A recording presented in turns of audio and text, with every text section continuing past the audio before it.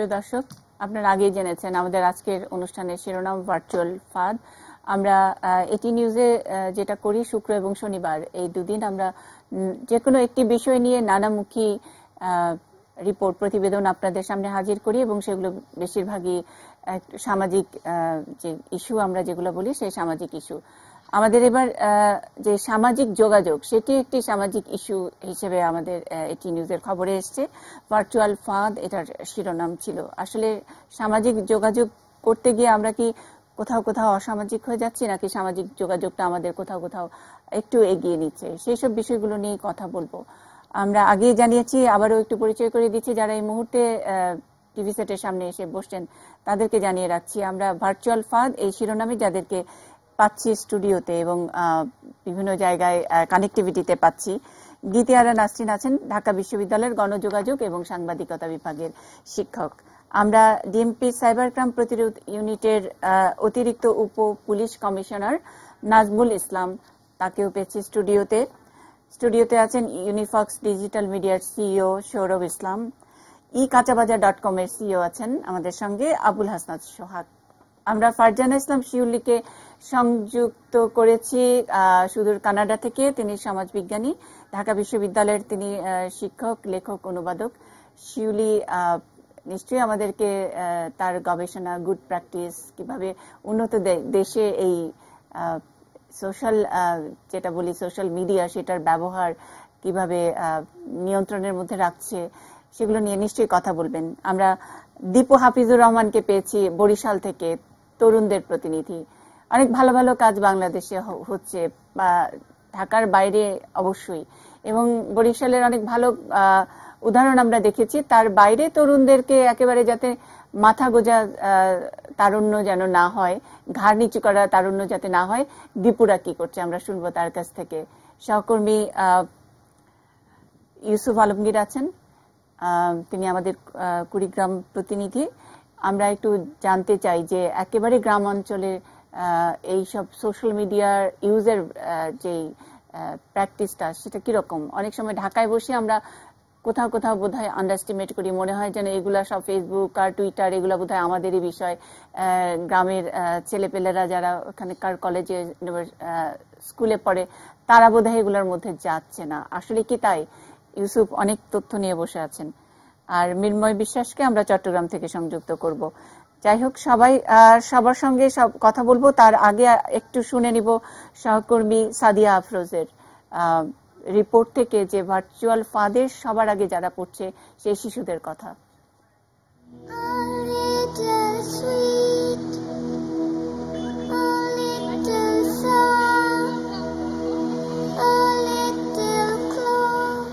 ক্লাসে তখন বিরতি চলছিল।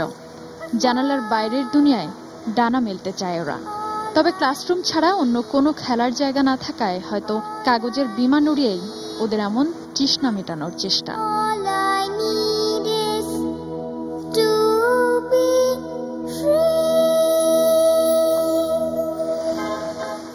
রাজধানীর হাজারো স্কুলের মতো মালিবাগের সাউথ পয়েন্ট স্কুল অ্যান্ড কলেজেও নেই খেলার মাঠ। একে তো প্রধান সড়কের ধারে স্কুল, তার উপর সারা বছরের সঙ্গী রাস্তায় জমে থাকা পানি। সব মিলিয়ে এমন আবদ্ধ শৈশব কতটা বিকশিত হচ্ছে সে প্রশ্ন উঠতেই পারে। যে মাঠ নাই, খেলার জায়গা নাই, আপনার বাচ্চা বাসায় গিয়ে কি করে? মোবাইল, কম্পিউটার, মোবাইল, এই তাদের খেলাধুলা বিনোদনের একমাত্র মাধ্যম। স্কুলেও যেমন খেলার ব্যবস্থা নাই, আমাদের এলাকার মধ্যে তেমন খেলার কোনো ব্যবস্থা নাই। এটার জন্য আসলে বাচ্চারা কি করবে, শেষ পর্যন্ত কি ওই টিভি আর নয়তো মোবাইলের মধ্যে থাকে। শিক্ষার্থীদের কাছে প্রশ্ন ছিল, স্কুল শেষে বাসায় গিয়ে কি করে তারা? ইউটিউবে বেশিরভাগ আমাদের গান শুনি, গানের ভিডিওগুলো বেশি দেখি। বিকালেও খেলার টাইম পাই না, ছুটির মধ্যে কোথাও ঘুরতে যেতে পারি না, বাসার মধ্যেই সারাদিন থাকি, সেই জন্যই সোশ্যাল সাইটগুলো বেশি ব্যবহার করা হয়। মোবাইল কিংবা কম্পিউটারে এখন মানুষ সবচেয়ে বেশি সক্রিয় থাকে সামাজিক যোগাযোগ মাধ্যমগুলোতে।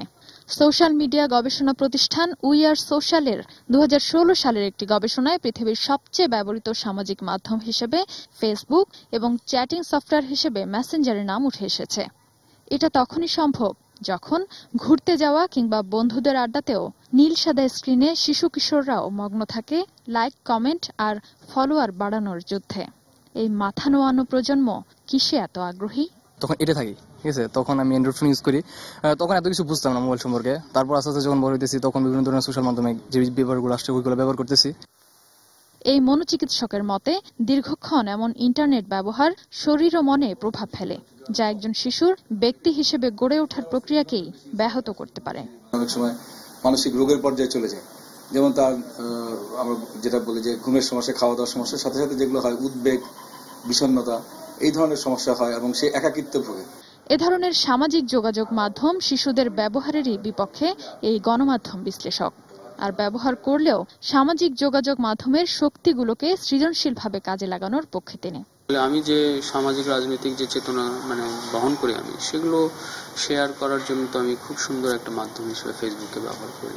তো আমার মনে হয় সবারই প্রোডাক্টিভ এবং ক্রিয়েটিভ কাজে সোশ্যাল মিডিয়া ব্যবহার করা উচিত।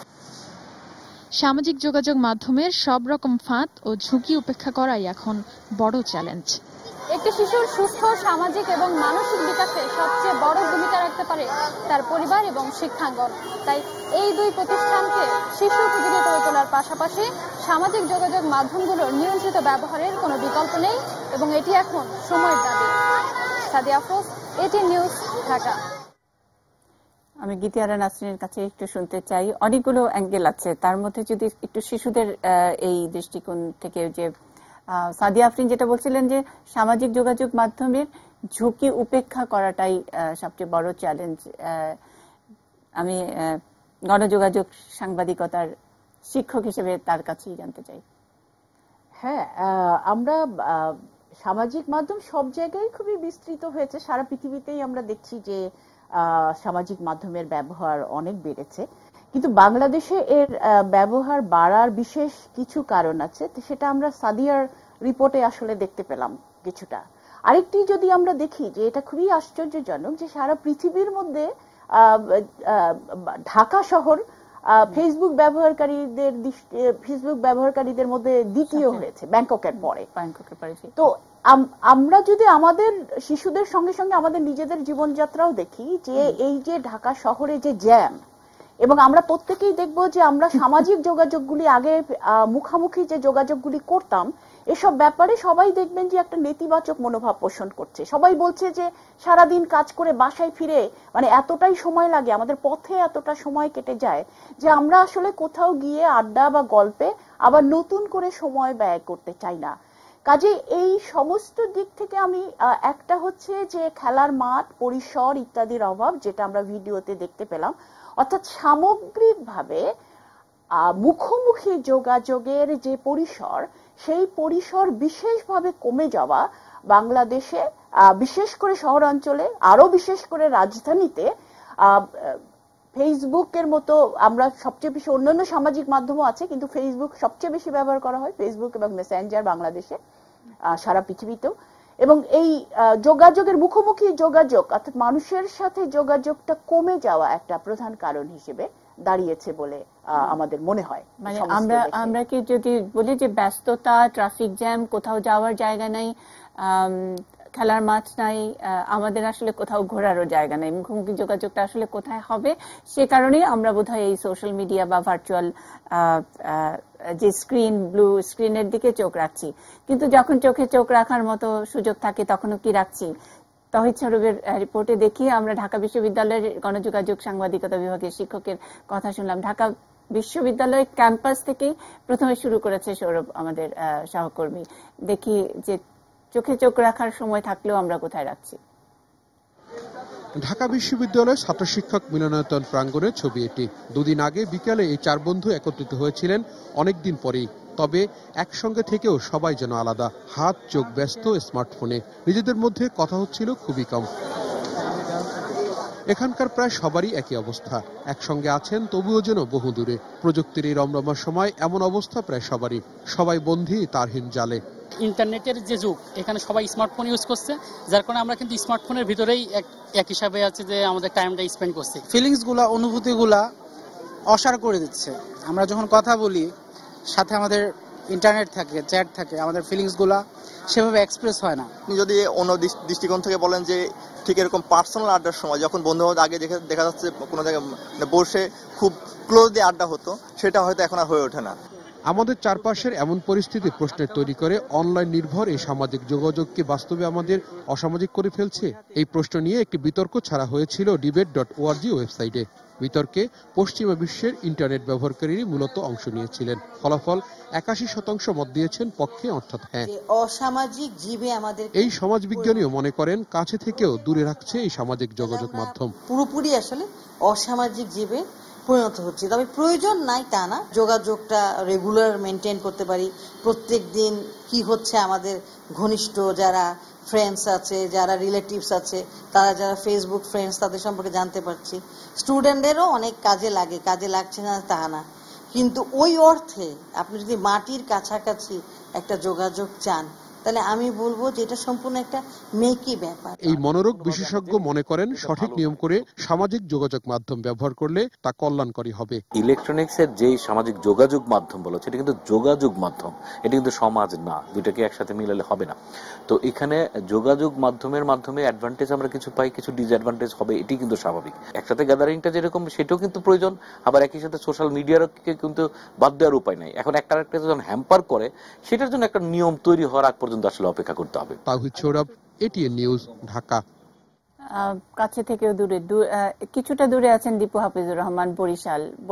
দীপু, আমি একটু জানতে চাই যে এখানে যেটা বলা হচ্ছিল যে লাইক আর শেয়ারের লোভেই বোধহয় সব বন্ধুরা সবাই আড্ডা মারছেন, কিন্তু তারপরেও চোখটা আসলে নিচেই থাকছে, ঘাটটা নিচু করা থাকছে। তরুণদের পক্ষ থেকে এটা ডিফেন্ড করবেন কি না, বা ওখানে আসলে কি মধু একটু বলবেন আমাদেরকে মাথা নিচু করার?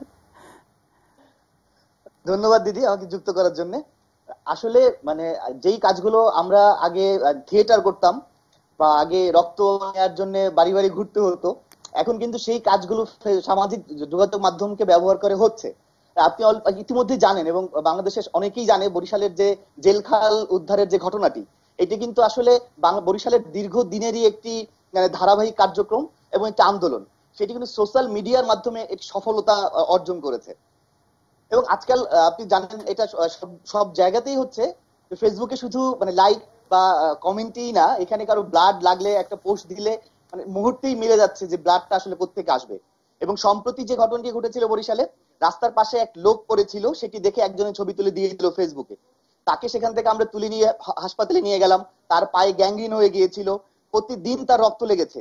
টানা 6 মাস তার চিকিৎসা করেছে বরিশাল মেডিকেলে বসে, এবং প্রতিদিনের রক্তটি এসছে কিন্তু সে ফেসবুকে আমাদের শেয়ারিং এর মাধ্যমে।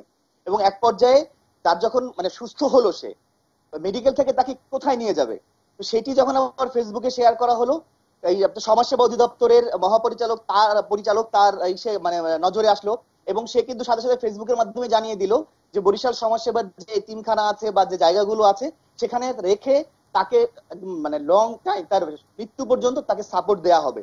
এই যে সমস্ত কার্যক্রমটি, এটি কিন্তু যদি ফেসবুকের মধ্যেই হয়েছে। হ্যাঁ, এগুলা খুবই পজিটিভ দিক। কিন্তু দীপু, আমি জানতে চাই যে এই বরিশাল একটা ইউনিক উদাহরণ, এই কারণে আমরা আসলে বরিশাল থেকে আপনাদেরকে সংযুক্ত করলাম। কিন্তু গোটা বাংলাদেশের চেহারা বা ঢাকা শহরে কি এরকম খুব বেশি উদাহরণ কি আছে? তার চেয়ে বরং আমরা দেখি যে ঘরের মধ্যে পাশের ঘরে দুই ভাই বোন একজন আরেকজনকে হাই বলছে, কেউ কারো আসলে সত্যি সত্যি চেহারাটা কেমন ভুলে গেছে, প্রোফাইল পিকচার দেখে মনে রাখছে, মায়ের চেহারাটা অনেকে দেখছে না। আমরা সেটা নিয়ে একটু অনেক অভিভাবক আসলে অভিযোগ করেন মাথা নিচু করা, মানে কাছে থেকেও এই যে দূরে চলে যাওয়া, সেটা আসলে লাইক আর শেয়ার আর comment, virtual like, virtual comment, virtual share, এগুলোর লোভে কিনা, সেটা নিয়ে আপনার কোনো আপনি ডিফেন্ড করবেন কিনা? সেই লোভটা তো আসলে আছেই। মানে কেউ এখন পোস্ট করলে সে কিন্তু একটু পরপরে ঘুরে আসে যে আসলে লাইক কতগুলো হলো, কমেন্ট কতগুলো হলো। এর মধ্যে একটা মজা আছে, মানুষ আসলে মজা নিতে চায়। আগে যেটি রাস্তায় একটা গোল করে ফুটবল খেলে গোল দিয়ে যে মজাটা চাইতো যে আসলে কি পরিমাণ হাততালি আসছে, এখন কিন্তু সেটি মানুষ দেখছে যে আসলে কি পরিমাণ লাইক আসছে। তা টেলিভিশনের অনেকগুলো চ্যানেলের মতোই আসলে এটি রিমোটটি হচ্ছে তার হাতে, তিনি হচ্ছে অপারেট করছেন যে কোন ভাবে সেই ক্ষেত্রে কি আমরা একটু কি বিচ্ছিন্ন হয়ে যাচ্ছি না? আপনাকে যে লাইক দিচ্ছে আপনি তাকে তো দেখতেও পাচ্ছেন না। ধরেন কানাডা থেকে শিউলি লাইক দিল, সে তো কানাডাই আছে, তাতে কি যায় আসে, কিন্তু আপনি কি পাশের মানুষটাকে দেখছেন?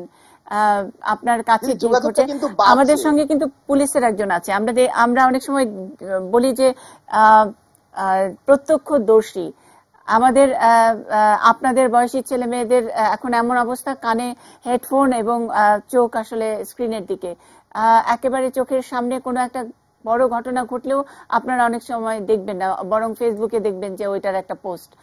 তো সেই ক্ষেত্রে তো এই যে সামাজিক বিচ্ছিন্নতা, দায়িত্বশীলতা, ঝাঁপিয়ে পড়া ইত্যাদি, সেগুলো থেকে তো আমরা তরুণদেরকে হারিয়ে ফেলছি, তাই নয় কি দীপু? দিদি আবার একটু বলবেন। আচ্ছা, অনেক অনেক আমি বলছি যে যে চোখের সামনে স্ক্রিনটা থাকে আর কানে আমরা আসলে দেখছিও না, শুনছিও না, চোখের সামনে অনেক বড় ঘটনা ঘটে, আমরা প্রত্যক্ষদর্শীও পাই না। সেক্ষেত্রে অনেক রকমের সামাজিক ভারসাম্যের অনেকখানি সমস্যা হয়। পুলিশের কর্মকর্তা আছেন নাজমুল ইসলাম, আপনারা কি এরকম কোনো অভিজ্ঞতার মুখোমুখি হচ্ছেন কিনা আজকাল, যে শুধুমাত্র সামনে ঘটনাটা ঘটেছে কিন্তু আমি দেখিনি, আমি শুনিনি, এরকম সোশ্যাল মিডিয়ায় বুধ হয়ে থাকার কারণে? আমার মনে হয় না, কারণ পুলিশ সোশ্যাল মিডিয়া নিয়ে কাজ করে। তো আমাদের কাছে ভার্চুয়াল লাইফ একটা আছে, আবার একটা রিয়েল লাইফও আছে। তো পুলিশ মূলত কনসার্ন রিয়েল লাইফ নিয়ে। রিয়েল লাইফকে ঘিরেই যেসব ভার্চুয়াল লাইফ ঘোরাঘুরি করে, সেগুলোর মধ্যে যদি কোনো বিচ্যুতি থাকে, ডেভিয়েশনস, সেই ডেভিয়েশনসগুলোকে বের করাই দায়িত্ব আমাদের। অতএব আমরা দুটোতেই খেয়াল রাখি। তো আমরা এখানে প্রায়োরিটি দিই রিয়েল লাইফটাকে। আচ্ছা, আমরা আবারও শুনবো, কারণ ভার্চুয়াল এই সোশ্যাল মিডিয়া ব্যবহার করে যে ক্রাইমের যে ব্যাপকতা, সেটাও কম নয়, এবং সেখানে অনেকেই চিন্তিত কোথায় গিয়ে কার কাছে জানাবেন, সেটা নিয়ে নাজমুল ইসলাম বলবেন। আমি একটু ইউসুফ আলমগীরের কাছ থেকে জানতে চাই যে একেবারে প্রত্যন্ত এলাকায় এই মাথা গুজে থাকার তারুণ্য বা সাধারণ মানুষ, তাদের সংখ্যা কেমন? ঢাকার অবস্থা তো আমরা শুনলাম যে ব্যাংককের পরেই ঢাকা হলো সবচেয়ে বড় জনগোষ্ঠী যারা নাকি সারাক্ষণ এই ফেসবুক ব্যবহার করে অথবা এই ভার্চুয়াল জগতে থাকে। কুড়িগ্রামের কি অবস্থা? আমরা কি সেখানে আপনারা সবাই সবার দিকে তাকিয়ে কথা বলেন, আড্ডা মারেন, বটতলায় চা খান, এরকম কি হচ্ছে? দিদি ধন্যবাদ আমাকে কানেক্ট করবার জন্য। যে কথা বলছিলাম, এখন যেটা হচ্ছে যে মানে ইয়াং জেনারেশন, একটা কথা উঠেছে, হয়তো তারা বিনম্র হয়ে গেছে। এটি টিজিং হিসাবে বলা হচ্ছে, কারণ সে মাথা নিচু করে সব কথার উত্তর দিচ্ছে সে ফেসবুকে, সেজন্য বিনম্র। তো এই অবস্থায় এবং এখন এই মোবাইল এত সহজলভ্য, আর এই যার কারণে যে পরিমাণ ফেসবুকিং বা টুইটার, এই অঞ্চলে এখন পর্যন্ত টুইটারে তেমন ইয়াং জেনারেশন তারা ঢোকেনি, তবে ফেসবুকে মানে প্রায় সবার বলা যাবে যার হাতে মোবাইল আছে তার একটা ফেসবুক অ্যাকাউন্ট আছেই, এরকম একটা অবস্থা। এবং বিশেষ করে ইয়াং জেনারেশন এইটি দিয়ে যেমন পজিটিভ দিকও আছে অনেক, আবার নেগেটিভ দিকও আছে। আর এই অঞ্চলের কিছু পিছিয়ে পড়া বা যেভাবে বলি না কেন, কিছু ইয়াং জেনারেশন আছে তারা কিন্তু ফেক আইডির প্রতি ঝুঁকে পড়ছে। এটি একটি বড় দিক, এটা আমরা লক্ষ্য করছি যে তারা হয়তো কম বোঝার কারণে, যেটি আপনারা জানেন এই অঞ্চলের শিক্ষার অবস্থা বা পিছিয়ে পড়া মানুষ, সেখান থেকে এখানকার যুবক শ্রেণীরা অনেক প্রচুর পরিমাণে তারা ফেক আইডিতে, এবং তারা অনেক বিপদগ্রস্ততা করবার মতন অনেক কিছু তারা তৈরি করছে, তারা অপরাধ সংগঠিত হয়ে যাচ্ছে, করছে। বিশেষ করে তারা বুঝতেই পারে না অনেক সময় যে তারা এমন কিছু ছবি বা এমন কিছু শেয়ার করছে বা কমেন্টে জায়গায় গিয়ে যাচ্ছে, তারা কিন্তু বুঝতেও পারে না। এরকম ঘটনা কুড়িগ্রামে সাম্প্রতিক সময় বেশ কিছু হয়েছে। আর ওই যে লাইক শেয়ারের কথা, এবং এটাও এক ধরনের খুবই আগ্রহ ভরে নেয়ার কারণে যে পরিমাণ লাইক শেয়ারের জন্য তারা অনেকের ছবি বিকৃত করে, বিশেষ করে গ্রামে গঞ্জে যে সব দোকানপাট, অর্থাৎ তারা ছবি তোলার কিছু ছোট ছোট দোকানপাট, এরা নতুন করে এডিটিং শিখেছে ইয়াং জেনারেশন, তারা ছবির বিকৃতি করে বা এরকম কিছু জুড়াই টুড়াই দিয়ে তারা একটা করবার চেষ্টা কিন্তু এই জগতে আছে।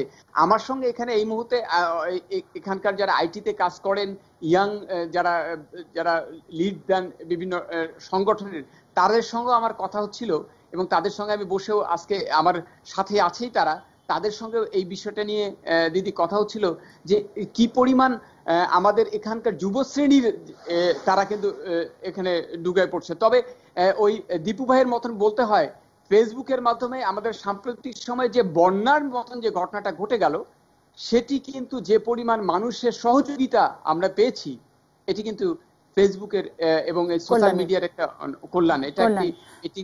এটি একটি বড় ধরনের ঘটনা। ইউসুফ আলমগীর, আরো শুনবো আপনার কাছে। আপনি আরো দারুণ কিছু তথ্য দিয়েছেন, যেটা হলো গ্রামগঞ্জে ফেক আইডির প্রতি ঝুঁকে যাওয়া এবং যারা এই ধরনের কাজ করে, ফটোগ্রাফি বা স্টুডিও যাদের আছে, তারা ছবি নানা রকম ভাবে এডিটিং করা ইত্যাদি এবং সেগুলো আপলোড করা। কি কি জিনিস আসলে এই সোশ্যাল মিডিয়াতে আপলোড করা হচ্ছে, সেটাও একটা বড় ইস্যু, সেটার ঝুঁকি, সেটা নিয়ে কথা বলবেন। আমরা ফারজানা শিউলির কাছে একটু যাব। শিউলি, আমি একটু শুনতে চাই যে বিনম্র হওয়ার অভিজ্ঞতার কথা যেটা বলছিলেন ইউসুফ, একটুখানি মজা করেই বলছিলেন, এই অভিজ্ঞতা তো নিশ্চয়ই পশ্চিমা দেশগুলোতেও শুরুর দিকে ছিল, তাই নয় কি? এটাতে কি তারা এতটাই মানে কি বলবো যে বিমোহিত হয়েছেন যে আমাদের ছেলেরা সবাই খুব পড়াশোনা করছে, সবাই খুব অনেক বাহবা পাচ্ছে? কনসার্নটা কি তাদের শুরুর দিকে এরকম ছিল না? আমরা এখন অনেকদিন পরেই এটা নিয়ে যে একটু চিন্তা ভাবনা শুরু করেছি বা ভয়ও পাচ্ছি, সেটা কি একই রকম ছিল কিনা? অনেক ধন্যবাদ মুন্নি। আসলে পশ্চিম এবং বাংলাদেশ এরকম করে বিভাজন করে বলাটা একদিকে যেমন সুবিধাজনক, আবার সাইকির জায়গাতে কিন্তু অনেক ঐক্য আমরা দেখতে পাই, খুব এক ধরনের ইউনিভার্সাল যে ইউনিটি আমরা দেখতে পাই। যেমন প্রচন্ড রকম ভাবে ব্যক্তি কেন্দ্রিক হয়ে যাওয়া, এগুলো কিন্তু মোটামুটি কমন যা বাংলাদেশে পশ্চিমে এই ব্যাপারগুলো আছে। কিন্তু একটা ব্যাপার হচ্ছে কি, ফেসবুক তো বিচ্ছিন্ন কিছু না, সোশ্যাল মিডিয়া। আমি ব্যক্তি যা, আমার রিফ্লেকশনই কিন্তু ফেসবুক। আমি নেশান হিসেবে যা, আমাদের যা যেরকম ধরন ধারণ, ওইটারও কিন্তু রিফ্লেকশন ঘটবে ফেসবুকে। যেমন আমরা মাইক্রোফোন পেলে 5 মিনিট সময় দিলে আধ ঘন্টা ধরে কথা বলে বিরক্ত করে ফেলি, এই অপরিমিতি বোধ কিন্তু আমাদের ফেসবুকেও রিফ্লেক্টেড হচ্ছে। পশ্চিমারা ওদিক থেকে হয়তো একটু মোর স্ট্রাকচার্ড, মোর ফোকাসড, হয়তো এই বিষয়গুলো অনেক প্রফেশনালি ডিল করেন, তো সেগুলো রিফ্লেকশন তাদের ফেসবুকে থাকে। আমি একটু কয়েকটা কমন ইতিমধ্যে দীপু এবং অন্যান্যরা যারা কন্ট্রিবিউট করেছেন তাদের কথা ট্রেস ধরেই বলতে চাই যে আমি দু একটা সেক্টরই স্পেসিফাই করতে চাই। যেমন আপনি নিজেও বলেছেন যে সৃজনশীল ব্যবহার কতটুকু হচ্ছে বা পরিমিত ব্যবহার। এটা তো নিঃসন্দেহে যে যোগাযোগ বাড়িয়েছে, দূরকে কাছে টেনেছে। আজকে আমি যে আপনাদের সাথে যোগ দিয়েছি, এটা তো সোশ্যাল নেটওয়ার্ক, এটা তো স্কাইপ, এটা তো ছিল না এক সময়।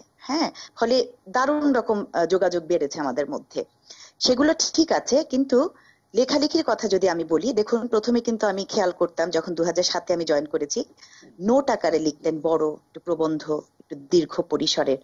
পরে দেখা গেল মানুষ এগুলো পড়ছে না, লাইক কম পড়ছে, সেগুলো থেকে তারা চলে এলেন পোস্টে। পোস্টের পর দেখা গেল সেগুলোও পড়ছে না। এখন দেখা যায় একটা সার্টেন শব্দের রেঞ্জ পর্যন্ত বড় হয়ে থাকে এবং একটা বক্স ব্যবহার করা যাচ্ছে।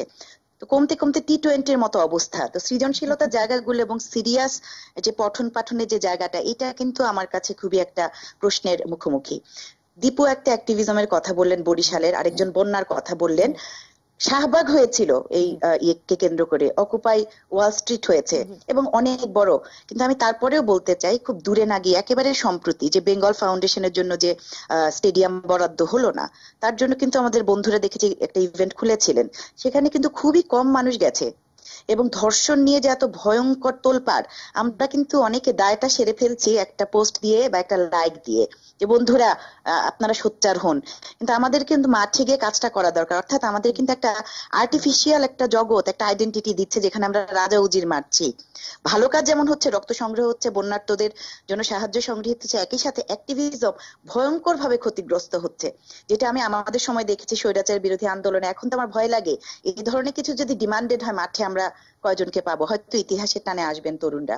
আরেকটু আমি বলতে চাই যে কবরের লাইভ দাদাকে শোয়ানোর সময় দেয়া হচ্ছে। আমাদের মানুষ হিসেবে কিন্তু অবনমন, আমরা শুধু বিনম্র হচ্ছি না, আমরা নানান ভাবে আরো অনেক কিছুই হচ্ছি। এবং মৃত্যু হচ্ছে মানুষের, কাউকে পায়ুপথে গ্যাস ঢুকিয়ে মেরে ফেলা হচ্ছে, সেটা লাইভ ধারণ করছি, কিন্তু আমরা সেখানে হাত লাগাচ্ছি না মবটাকে। এই বিষয়গুলো আছে। তো এখানে পশ্চিমে যেটা দেখা গেছে যে আপনার ব্যবসার ক্ষেত্রে ব্র্যান্ডেড যে সমস্ত প্রতিষ্ঠান আছে, ওরা পণ্যের প্রসার প্রচারে যেমন সোশ্যাল মিডিয়াকে ব্যবহার করছে, ঠিক একইভাবে তারা দেখছে যে প্রোডাক্টিভিটি লেভেল, একটা স্টাডি হয়েছে ইউকেতে, $2.2 বিলিয়ন লস দিয়েছে একটি কোম্পানি একটা বছরে, এবং তারা খুব শক্তপোক্ত কিন্তু বিধিনিষেধ আছে পশ্চিমে অফিসে আপনার সোশ্যাল মিডিয়া ব্যবহার না করা। এটার সাথে একটু তফাৎ আছে, এটা বাংলাদেশে এখনো সেইভাবে নেই আনুষ্ঠানিকভাবে, আমি জানি। তো এই বিষয়গুলো আছে, আমাদের অপরিমিতির জায়গাটা রিফ্লেকশন আমরা ফেসবুকে দিচ্ছি ক্রমাগত। এবার আমি একটু ইয়েতে চলে আসি, ড্রাগ ডিলিং এর মতো, এটা তো পশ্চিমের একটা বড় একটা ফেনোমেনা, বাংলাদেশেও আছে সেই ড্রাগ ডিলিং। তারপর সাইবার বুলিং, এটা কিন্তু বাংলাদেশে ভয়ঙ্কর ভাবে হচ্ছে।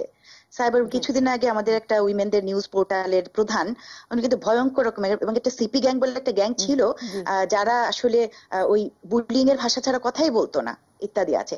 ভার্চুয়াল মবিং আছে, এখানে মানুষকে প্রচন্ড রকম ভাবে কিন্তু মানে ধরে হেনস্থা করে শুয়ে দেওয়ার ব্যবস্থা আছে। রিভেঞ্জ পর্ন আছে, যেটা কিন্তু আমি মনে করি পশ্চিমের চেয়ে বাংলাদেশে প্রকট। দুজনের সম্পর্ক আছে, ছেলে মেয়ে সম্পর্ক চুকে গেল, পর্ন ঠিক না, এটাকে রিভেঞ্জ পর্ন বলা চলবে না। তাদের যে ইন্টিমেট যে ভিডিওটা, যেটি অত্যন্ত বিশ্বস্ততার সাথে রক্ষা করবার কথা ছিল এবং হয়তো দুজনের কনসেন্টেই তৈরি হয়েছিল, সেটি ছেড়ে দেওয়া হচ্ছে। এটা কিন্তু ভয়ঙ্কর আপনারা, এবং এটাকে কিন্তু নারীরা, মেয়েরা কিন্তু ভীষণ ভাবে আপনার এটা শিকার হচ্ছে। ছেলেরা এখানে খুবই সুবিধাজনক জায়গা আছে, ট্রোল করছি আমরা, কিন্তু আমাদের পরিমিতি থাকছে না। একজন কেকা ফেরদৌসির কিন্তু পরিবারও আছে, আমরা হাসিটা কোন জায়গায় রাশ টানবো, আমাদের সেই জায়গাটা কিন্তু আরেকটু আমাদের অনেক লম্বা পথ যেতে হবে।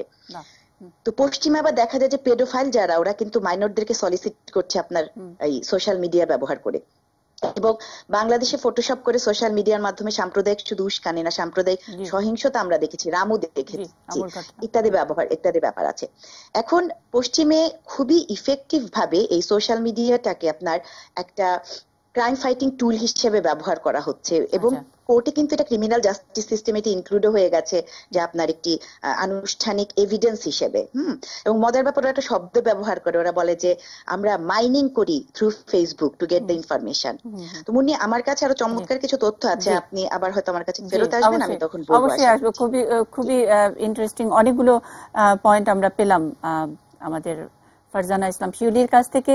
বিরতিতে যেতে হবে, আমাদের কাছে আমাদের আরো অনেক অতিথিরা আছেন, এবং এটা নিশ্চয়ই দর্শক আপনারা উপভোগ করছেন, অনেকে ফোন করছেন, অনেকে কথা বলতে চাইছেন।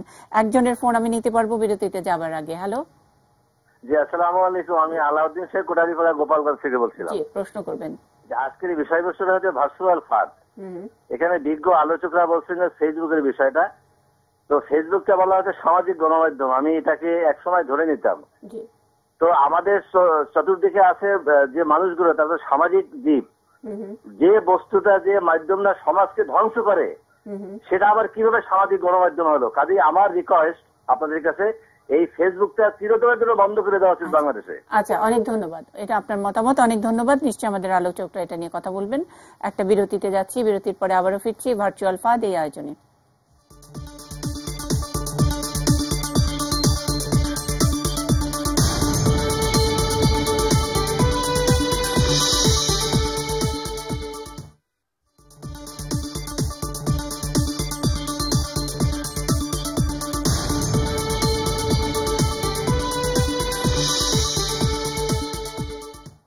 ভার্চুয়াল ফাঁদ আমাদের আজকে নিউজ আওয়ার এক্সট্রার শিরোনাম। দর্শক আপনারা আমাদের সঙ্গে আছেন। বিরতিতে যাবার আগে এক দর্শক ফোন করেছেন, সেই ব্যাপারে আমাদের আলোচকরা নিশ্চয়ই কথা বলবেন। তার আগে একটু ছোট্ট করে দুজনের কাছ থেকে একটু জেনে নিতে চাই, আবুল হাসনাত সোহাগ এবং সৌরভ ইসলাম দুজনেই এই সোশ্যাল মিডিয়া বা ব্যবহার করে দুই রকমের ব্যবসা করেন। এফ কমার্সের আবুল হাসনাত সোহাগ, একটু তার অভিজ্ঞতাটি জানি। আমরা ঘাড় নিচু করা জেনারেশন বলছি, ঘাড় নিচু করে থেকে থেকে কি কি লাভ হচ্ছে সোহাগ? ধন্যবাদ। ই-কাঁচাবাজার.com নিয়ে আমি আজকে এখানে এসেছি। সেক্ষেত্রে আমি বলবো যে অনেকক্ষণ ধরে শুনছিলাম আমাদেরকে বলা হচ্ছে মাথা নিচু করা জাতীয় কি হবে। আমার মনে হয় মাথা নিচু করে করে কাজ করতে করতে আমাদের এখন প্ল্যাটফর্ম তৈরি হয়েছে ই-কাঁচাবাজার.com। শুধু ই-কাঁচাবাজার.com নেই, এরকম কতগুলো ই কমার্স, এফ কমার্স বাংলাদেশে এখন কাজ করছে। তাহলে সেটি প্রমোশনে কাজ করছে এই বিশেষ করে এফ কমার্স, বা আমরা যদি বলি যে ফেসবুক সামাজিক যোগাযোগ মাধ্যম। এই ফেসবুকের মাধ্যমে আমরা আমাদের যতগুলো প্রমোশনাল পার্ট থাকে, খুব দ্রুত আমি দুইটা পার্ট থেকে যদি অ্যাঙ্গেল থেকে বলি, ফ্রম দ্য কনজিউমার পার্ট এবং আরেকটা হচ্ছে আমরা যারা এটাকে সেলস করছি বা যারা ব্র্যান্ডগুলো থাকে সেক্ষেত্রে দুইটা দিক থেকে। কনজিউমাররা যে পার্ট সুবিধাটা পায়, এই দেখতে দেখতে তারা অনেকগুলো ক্যাটালগ একসাথে দেখে ফেলতে পারে, অনেকগুলো ভ্যারাইটিস একসাথে দেখে ফেলতে পারে, প্রোডাক্টের একটার সাথে একটা কম্পেয়ার করতে পারে, একটা পেজের মধ্যেই অনেকগুলোকে একসাথে তারা দ্রুতই এটাকে দেখতে পারে, কোনটার সাথে ওটা প্রাইসের কম্পারিজন করতে পারে। আরেক দিকে যেটা সবচেয়ে বড় সুবিধা সেলস যারা করে বা ব্র্যান্ডের জন্য, আমরা একটু যদি এক্সাম্পল জানি, আমরা যদি এফ কমার্স দিয়ে আসলে বড় কোম্পানিতে কি হয়েছে সেটা যদি দেখি, প্রক্টর এন্ড গ্যাম্বলের ক্ষেত্রে আমরা যেটা বলবো যে P&G যেটা করেছিল, ওরা যখনই তাদের এফ কমার্সটা চালু করে তাদের প্রমোশনের জন্য, তখনই দেখা গেছে তাদের সেলসটা সার্টেন 1 আওয়ারের মধ্যে ডাবল হয়ে যায়। সো যেভাবে বড় কোম্পানিগুলো কাজ করছে, আবার ছোট কোম্পানির ক্ষেত্রে আমরা বলবো হচ্ছে যেমন একজন যখন ছোট লেভেলে সে যখন জানতে চায় আসলে তার আইডিয়াটা কাজ করবে কিনা, কতটুকু সেটা মানুষের কাছে পৌঁছে দিতে পারবে, সেটাকে জাস্টিফাই করা সবচেয়ে বড় একটা মাধ্যম মনে হয় এফ কমার্স। কারণ এফ কমার্সের মাধ্যমে সে তখনই সোহাগ, আমি শুধু জানতে চাই যে এফ কমার্সের মাধ্যমে আপনি আপনার কাঁচাবাজার.com করেছেন এবং সেখান থেকে আপনি লাভবান হচ্ছেন, আপনার একেবারে কোনো অ্যাকচুয়াল কোনো ইনভেস্টমেন্ট আসলে লাগেনি, সেইভাবে ফিজিক্যাল কোনো ইনভেস্টমেন্ট লাগেনি। এখন আপনি সিইও এই কোম্পানির, আপনি কি পেলেন তার বিপরীতে কি কিছু হারিয়েছেন বলে মনে হয়? আমি মনে করি যে আমার জন্য এফ কমার্স একটি আমার জন্য উপকারে এসছে এই পার্ট থেকে আমি বলবো, কারণ এফ কমার্সের মাধ্যমে আমার যতগুলো অফার আছে, আমার যতগুলো সুবিধা আছে, সেগুলোকে আমি খুব দ্রুত মানুষের কাছে ছড়িয়ে দিতে পেরেছি। আমি দেখছি যে খুব স্বল্প টাকা ইনভেস্ট করে অনেকগুলো মানুষকে একসাথে আমি রিচ করতে পারছি। ঢাকা শহরের অনেকগুলো এরিয়াতে দেখা যাচ্ছে যেটা আমার ফিজিক্যালি যেতে অনেক টাকা খরচ হতো, সেই সাথে অনেক বেশি এফোর্ট দরকার হতো, অনেক তাড়াতাড়ি একটা গ্রোথ হয়েছে। আমি একটু সৌরভ ইসলামের কাছে একটু যেতে চাই, ইউনিফক্স ডিজিটাল মিডিয়ার সিইও। আমরা বলছি যে ইমিডিয়েট রিওয়ার্ড, যে লাইক শেয়ার ইত্যাদি, অনেক সময় বুস্টিং হচ্ছে, অনেক সময় এটার যে ভার্চুয়ালি যে কিছু অ্যাড সেগুলো হচ্ছে, সবগুলো অনেক সময় আপনারা ম্যানেজ করেন বা আপনার এই কোম্পানি থেকে সেটা আপনারা করেন। আসলে এই ইমিডিয়েট রিওয়ার্ডটা কি রিওয়ার্ড, মানে এটার থেকে কি আমরা কিছু পাচ্ছি? এই লাইক বিক্রি করে কি কেউ কোনো লাভবান হচ্ছে, বা সেটাকে আপনারা কোনোভাবে বুস্ট করছেন কিনা? জি আপা, অসংখ্য ধন্যবাদ। আসলে আমি সবার কথাগুলো শুনছিলাম এবং প্রত্যেক কথাই আসলে খুবই ইম্পর্টেন্ট আমাদের এই প্রশ্নটার উত্তর দেওয়ার জন্য, বিকজ স্পেশালি কাঁচাবাজি যিনি বলেছিলেন যে উনি এখন আসলে অনেক স্বল্প খরচে উনি ওনার ব্যবসাটাকে প্রতিষ্ঠা করতে পেরেছেন এবং চালাচ্ছেন, which is definitely blessings for him. So আমাদের দিক থেকে আমি বলবো আপা যে আমাদের তো বিজনেসই হচ্ছে ডিজিটাল প্ল্যাটফর্ম নিয়ে। So basically the internet, Facebook and all the social platform is a blessing for us for sure. So সেই সেন্সে আপা আমরা যখন আপনি যে প্রশ্নটা করলেন লাইক কেনার বা ফ্যাক্টরটা, এখানে আসলে কিছু ফ্যাক্টরস এখনো আছে যেটা আমরা কিন্তু ট্রানজিশন পিরিয়ডে যাচ্ছি, এটা আমাদেরকে মানতে হবে, বিকজ আমরা এখনো শিখছি। এই পুরা ডিজিটাল ওয়ার্ল্ডটা নিয়ে আমাদেরকে এখন অনেক আসলে শেখার বাকি আছে, যদি আমরা ব্যবসার পয়েন্ট অফ ভিউ থেকেই বলি। কারণ আমাদের ব্যবসাটাও কিন্তু অ্যাকচুয়ালি কানেক্টেড টু পিপল, অর্থাৎ যেসব মানুষগুলো সোশ্যাল মিডিয়া ইউজ করছে আমাদের ব্যবসাটা তাদের সাথেই ব্যবসাটা করতে চাচ্ছে। অর্থাৎ এখানে যেসব প্রশ্নগুলো অলরেডি এসছে যে ফেক লাইক বা ফেক প্রোফাইল, তো সেই ক্ষেত্রে যিনি কাঁচার বাজারের কাজটা বিজনেসটা করছেন, আমি যদি ওনার পার্সপেক্টিভ থেকে বলি, উনি যদি আমি ধরে নিই যে উনি একজন ক্ষুদ্র ব্যবসায়ী, একটা স্বল্প ক্যাপিটাল নিয়ে উনি নেমেছেন ব্যবসাটা করবার জন্য। আমরা সাধারণত বলে থাকি যখন ডিজিটাল বিজনেসের ব্যাপারে হয়, মানে অনলাইন বিজনেসের ব্যাপারে প্রসঙ্গটা উঠে, we have to connect and we have to reach, we have to connect, engage and convert, অর্থাৎ কনভার্সন। সো আমার কাছে ভাইয়ের কাছে প্রশ্নটা থাকবে যে ওনার how much he is paying for conversion.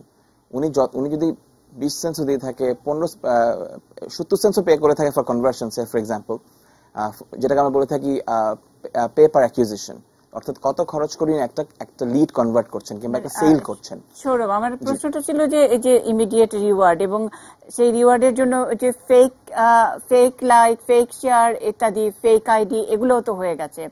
আমরা আসলে সত্যি কি এই প্ল্যাটফর্মটা থেকে সেই মানে সম্মানজনক রিওয়ার্ডটা পাচ্ছি কিনা? এখান থেকে তো যারা ব্যবসা করছে তারা তো ব্যবসাই করছে, আমরা কিন্তু ফারজানার কথায় অনেকখানি বুঝতে পেরেছি। কিন্তু বাংলাদেশ কি তাই পাচ্ছে? ঢাকা শহরের যে পরিসংখ্যান আমরা পেলাম ব্যাংককের পরে সবচেয়ে বেশি আমরা ব্যবহার করি, এখান থেকে ডেটা আমার কাটছে, এখান থেকে আমরা অনেক সময় নষ্ট করছি, অনেক ফেসবুক সেলিব্রিটি হচ্ছে। আসলে কি অ্যাকচুয়ালি কি আমি এটা থেকে উপকৃত হচ্ছি আদার দেন দুই একটা ধরেন আমাদের সোহাগের মতন দুই একজন সফল ব্যবসায়ী ছাড়া? আমরা হচ্ছি, আমরা হব। এই মুহূর্তে আপা যদি আমাদের হাতে সোহাগ ভাইয়ের মতো কেস স্টাডি কম আছে, বাট আমরা আরো এরকম অনেক কেস স্টাডি পাবো within a very short time. I am sure আপনি জানেন যে কয়েকদিন আগে আমাদের মাননীয় প্রতিমন্ত্রী মহোদয় একটা ফেসবুকের সাথে যে কাজটা হলো, অর্থাৎ Facebook will be training almost thousands of freelancers on online Facebook marketing. তার কারণটা হচ্ছে আপনার যে প্রশ্নটা করলেন যে এই লাইক বা যে অ্যামাউন্টটা খরচ করে একটা লাইক পাচ্ছি বা একটা, কিন্তু ফেসবুকের কাছে তো আসলে এটাও পৌঁছে গেছে যে আমরা আসলে ফেক লাইক, ফেক শেয়ারেও তো বাংলাদেশের কন্ট্রিবিউশন আছে এবং সেটা নিয়ে অনেক সময় আমাদের অনেক কমপ্লেন, সেটা তারা খুব সহজে আমল দিতে চায় না। নিশ্চয়ই পুলিশের এরকম অভিজ্ঞতা আছে। একটু কি নাজমুল ইসলাম আমাদেরকে বলবেন কিনা যে আপনাদের কাছে অনেক রকমের অভিযোগ যায় যেটা সরাসরি ফেসবুক আসলে ইন্টারভিন করলে সহজ হয়, বরং আপনারা এখানে বসে কোথায় কে একটা ফেক আইডি থেকে কাকে ট্রল করলো, কাকে হিউমিলেট করলো, কোন মেয়ের একটা পর্ন ছাড়লো, তো কিন্তু সেই সব জায়গায় আপনারা রেসপন্সটা পান কিনা আমাদের এত বড় একটা ক্রাউড? জি আপা, আমরা তথ্য পাচ্ছি ফেসবুক থেকে। আমরা গত এবছরেই আমরা মোটামুটি 70% রেসপন্স পেয়েছি বিভিন্ন মামলার ক্ষেত্রে, অথবা অনেক সময় যেখানে ইমিডিয়েট লাইভ থ্রেট থাকে, অথবা পর্নোগ্রাফি থাকে, অথবা জঙ্গিবাদ থাকে। এই তিনটা জিনিসের জন্য ফেসবুক ইমিডিয়েট ডিসক্লোজার করে তথ্যে। সেক্ষেত্রে আমাদের যে ব্যক্তি বা যে এনটিটি থেকে এটা করা হচ্ছে, এই ধরনের অপকর্ম করা হচ্ছে, সেই এনটিটি যদি কোনো প্রোফাইল হয়, কোনো আইডি হতে পারে, গ্রুপ হতে পারে, অথবা কোনো পেজ হতে পারে, হোয়াটএভার, তো সেই এনটিটি তথ্য আমাদেরকে দেয়। আমরা তথ্য নিয়ে তাকে আইনি আওতায় নিয়ে আসার চেষ্টা করি। তবে এখানে কিছু বিষয় আছে, ফেসবুক তো একটা পার্ট অফ সোশ্যাল মিডিয়া। আমরা টোটাল একটা ভার্চুয়াল কথা বলছি, সেখানে অনেকগুলো আছে এখনো, যেমন টুইটার আছে, ইউটিউব আছে, পাশাপাশি টামব্লার আছে, আরো অনেক ধরনের আছে এখন। এগুলো সোশ্যাল মিডিয়ার সাথে সাথে কিছু চ্যাট ইঞ্জিনও এখন সোশ্যাল মিডিয়ার মতো কাজ করে। যেমন ধরেন যে হোয়াটসঅ্যাপের চ্যাট গ্রুপ অথবা ইনস্টাগ্রাম থাকে। তো সবার ক্ষেত্রে তথ্য পাওয়ার ক্ষেত্রে কিছু সমস্যা রয়েছে।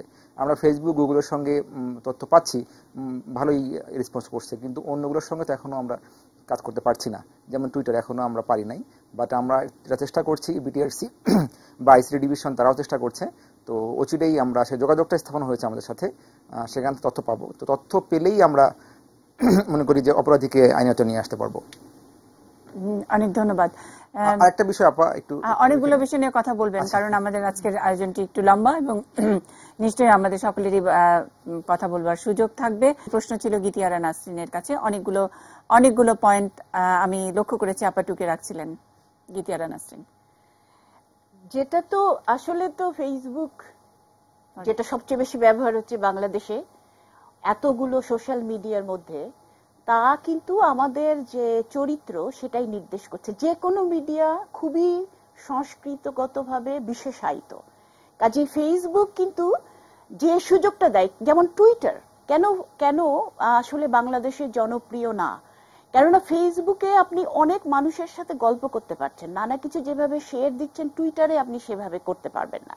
দেখবেন যে বাংলাদেশে আমরা একজন রোগীকে দেখার জন্য দল বেঁধে সবাই মিলে যাই, কোনো কিছু দল বেঁধে আড্ডা মারতে পছন্দ করি।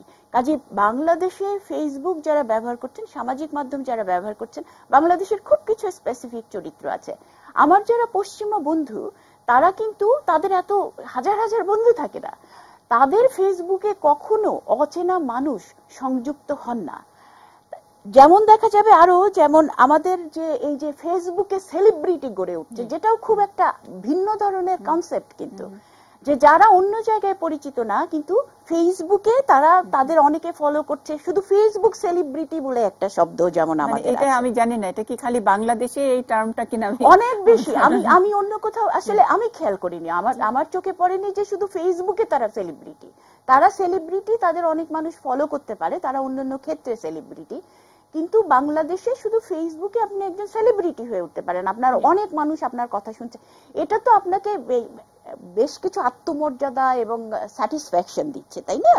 আরেকটা হচ্ছে যে আমরা গুজব বেশ পছন্দ করি এবং গুজব ছড়াতে পছন্দ করি, এটাই যে সোশ্যাল ভাইন, এটা আমরা সামাজিক হিসেবেই আমরা এটা খুব পছন্দ করি। এবং কাজে ফেসবুক যে ভাইরাল করে ফেলে, ভাইরাসের মতো যে আমরা অত্যন্ত দ্রুত একটা জিনিস সেটাকে ভালোভাবে না বিচার করে যে এটা সত্য কিনা আমরা ছড়িয়ে দিতে থাকি।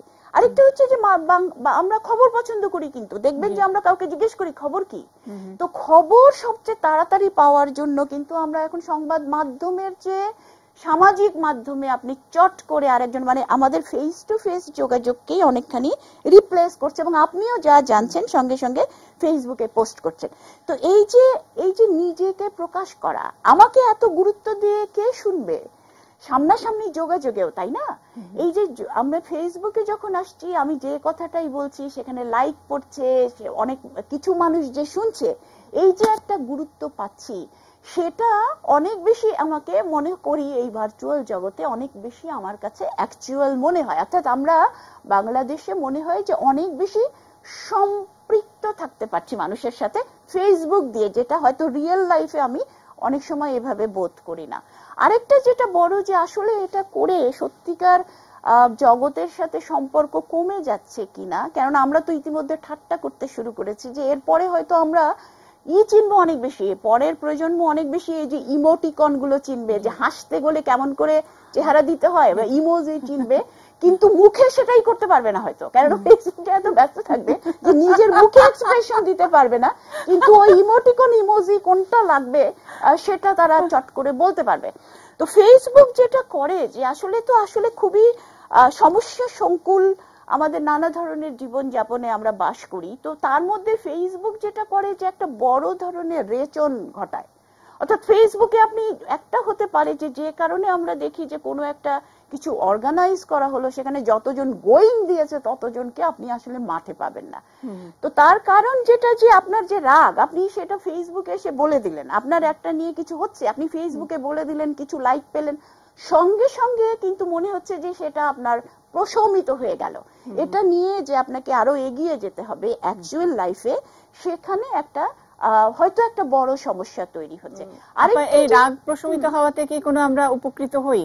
মানে সেটা তো রাগটা আরো, ওই যে ভাইরাল বলে একটা শব্দ আছে, আমি আমার রাগটা আরো 4 জনের কাছে ছড়িয়ে দিলাম এবং সেই রাগ আস্তে আস্তে মাল্টিপ্লাই হতে হতে আরো একটা বড় ধরনের বিপর্যয়ের মধ্যে যায়। গুজবের ক্ষেত্রে সেটা মাল্টিপ্লাই হয়, কিন্তু যেমন হচ্ছে যে মাল্টিপ্লিকেশনটা নাও হতে পারে। যেমন আমি রাগ করলাম, সেও রাগ করে দুটো গালি দিল, ব্যাস আমাদের সমস্যার সমাধান হয়ে গেল। আমরা ভাবলাম যে বিরাট, আমরা যে আড্ডায় যেভাবে রাজা উজির মারি, অনেকটা এরকম আমি যাকে খুশি বসে গালি দিয়ে দিতে পারছি।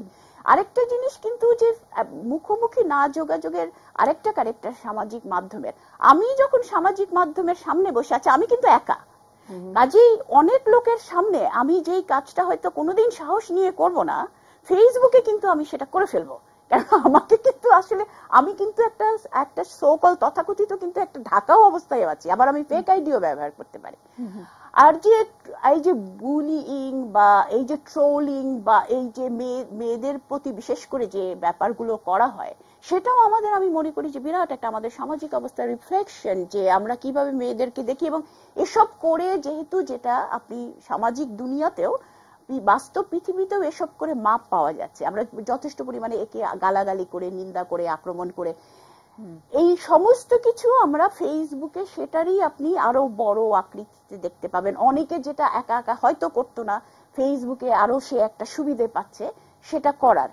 তো সমস্ত কিছু বিচার করে, তার মানে আমরা কি একটা সামাজিক আয়না বলতে পারি, যে আসলে সমাজটাই যেমন ফেসবুকে সেটাই প্রকাশিত হচ্ছে, রিফ্লেক্ট ঠিক মানে একেবারেই ছায়াটা বা নিজের চেহারাটাই আমরা দেখতে পাচ্ছি।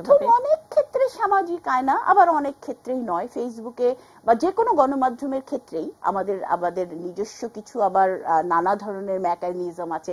কোনো কিছু হয়তো সমাজে আপনি অতটা দেখতে পাবেন না, অথচ ফেসবুকে যতখানি বেশি দেখতে পারেন, এরকমও হতে পারে।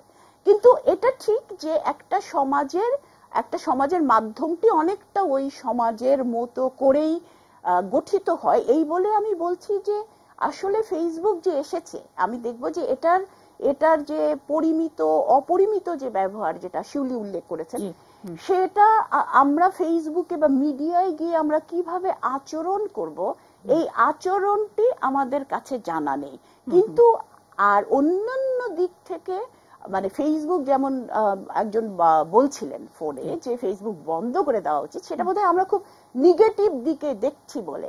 ফেসবুক কানেক্ট করছে আমাকে অনেক মানুষের সাথে, আমি চিন্তাই করতে পারতাম না এত মানুষের সাথে আমি যোগাযোগ থাকা অন্য কোনো ভাবে। আমি ক্লাসের, যেমন আমার প্রত্যেকটা ক্লাসের জন্য আলাদা গ্রুপ থাকে, যত সহজে যে কোনো মুহূর্তে ওরা আমাকে কোনো একটা প্রশ্ন করতে পারছে, আমি কোনো একটা জিনিস আপলোড করতে পারছি, ওরা কোনো একটা লেখা যেমন হোমওয়ার্ক আপলোড করছে, এই সমস্ত বহু কিছু। এবং আমরা তো বিজনেস কিভাবে হয় দেখলাম, এখন অনেক মেয়েকে ঘরে বসে আমি নানা ধরনের জিনিসপত্র বিক্রি করতে দেখছি, যেটা আমি মনে করি না যে সামাজিক মাধ্যম ছাড়া সম্ভব ছিল। কাজে আমাদের কাছে একটা নতুন মাধ্যম এসছে, তার নানা ভালো ভালো দিক আছে, এবং সেই ভালো দিকগুলোকে ব্যবহার করা এবং খারাপ দিকগুলোকে কি করে আমরা আরো কমিয়ে আনতে পারি, শেষ করে দিতে পারি, এই দিকেই বোধহয় আমাদের এখন লক্ষ্য হওয়া উচিত। এক্সেলেন্ট। আমরা নিউজ আওয়ার এক্সট্রার যে আয়োজন ভার্চুয়াল ফাঁদ, সেই ভার্চুয়াল ফাঁদ নিয়ে আমরা আসলে পলিটিক্স ক্লাসে যাব, যেখানে গীতি আপা শেষ করলেন যে আচরণ জানা নেই, এই আচরণ নিয়েই কথা হবে পলিটিক্স ক্লাসে। অনেকে আমরা বলছি যে ফেসবুকে আমরা রাজা উজির মারছি, কিন্তু আসলে বাস্তবে যেখানে আসলে গণসমাবেশ হওয়ার কথা, সেখানে আজকাল খুব একটা দেখছি না। অনেকে ফেসবুকে সেলিব্রিটি, ফেসবুকে খুব বড় পলিটিশিয়ান, কিন্তু রাজনীতির মাঠ শূন্য। আবারও গণজাগরণ মঞ্চের মতো উদাহরণ আমাদের কাছে আছে। সেই সব বিষয়গুলো আসবে, কিন্তু তার আগের আচরণ জানা নেই, সেই আচরণটি আসলে কি হওয়া উচিত, সেগুলো নিয়ে সব যারা অতিথিরা আছেন তাদের কাছ থেকে শুনবো। তবে আমাদের পরবর্তী আয়োজনে সেটি হলো politics plus. News hour extra থেকে বিরতি নিচ্ছি।